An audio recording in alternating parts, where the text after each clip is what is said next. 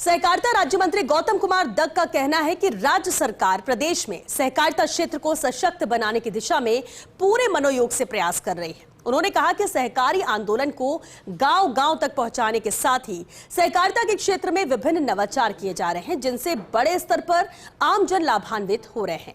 ये रिपोर्ट देखिए।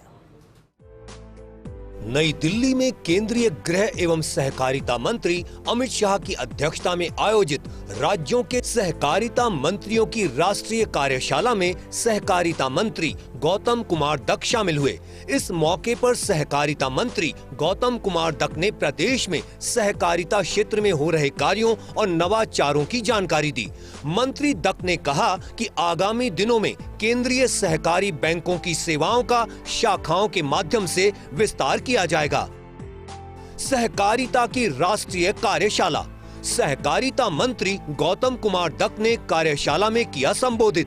प्रदेश में महारो बैंक महारो खातों कार्यक्रम के तहत सहकारी बैंकों में सघन अभियान चलाकर डेयरी समितियों के खाते खोले जा रहे हैं। शीर्ष बैंक एवं जिला केंद्रीय सहकारी बैंकों में अब तक 12,241 नए खाते खोले गए, जिनमें 305 करोड़ की राशि जमा हुई है।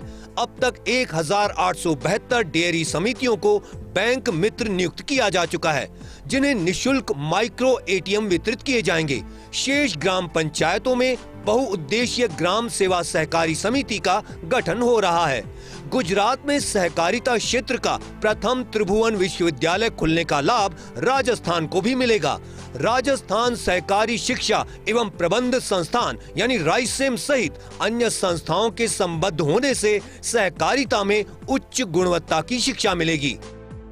अंतरराष्ट्रीय सहकारिता वर्ष 2025 के तहत प्रदेश भर में कई गतिविधियों का आयोजन किया जा रहा है। सहकारिता मंत्री गौतम कुमार दत्त ने आगे कहा कि सहकार से समृद्धि की पहलों को क्रियान्वित करने में भी राजस्थान आगे है। प्रदेश की पहली कोऑपरेटिव बाइक ऑन रेंट सेवा का पिछले दिनों उदयपुर से शुभारंभ हुआ था। इस साल जोधपुर, कोटा और उदयपुर में संभाग स्तर पर सहकार मेलों का आयोजन किया जाएगा। अब तक 5,335 से अधिक पैक्स को गो लाइव किया जा चुका है। हर पंचायत में बहुउद्देशीय पैक्स, डेयरी, मत्स्य सहकारी समितियों की स्थापना की दिशा में कार्य करते हुए अब तक करीब 2,700 नई सहकारी समितियां गठित की जा चुकी हैं। सहकारिता की राष्ट्रीय कार्यशाला। सहकारिता मंत्री गौतम कुमार दत्त ने कार्यशाला में किया संबोधित। विकेंद्रीकृत अन्न भंडारण योजना के तहत राज्य में 500 मीट्रिक टन के 135 गोदाम स्वीकृत किए जा चुके हैं। इनमें से 97 गोदामों का निर्माण जुलाई के अंत तक पूरा करने का लक्ष्य है।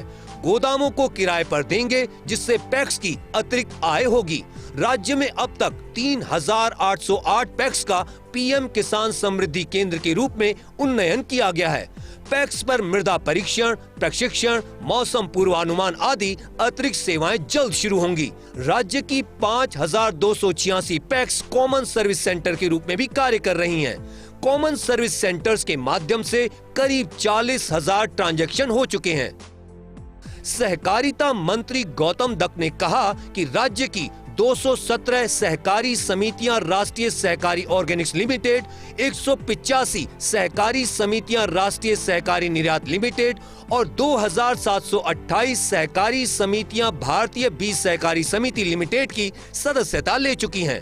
श्वेत क्रांति 2.0 के तहत 1,717 डेयरी सहकारी समितियां गठित की जा चुकी हैं, जिनकी 25,000 से अधिक महिला सदस्य हैं।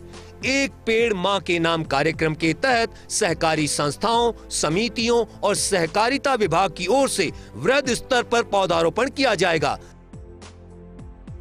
सहकार से समृद्धि वर्ष यह चल रहा है और इस वर्ष में राजस्थान सरकार अनेक ऐसे काम करने जा रही है जिससे सहकारिता आंदोलन मजबूत होगा।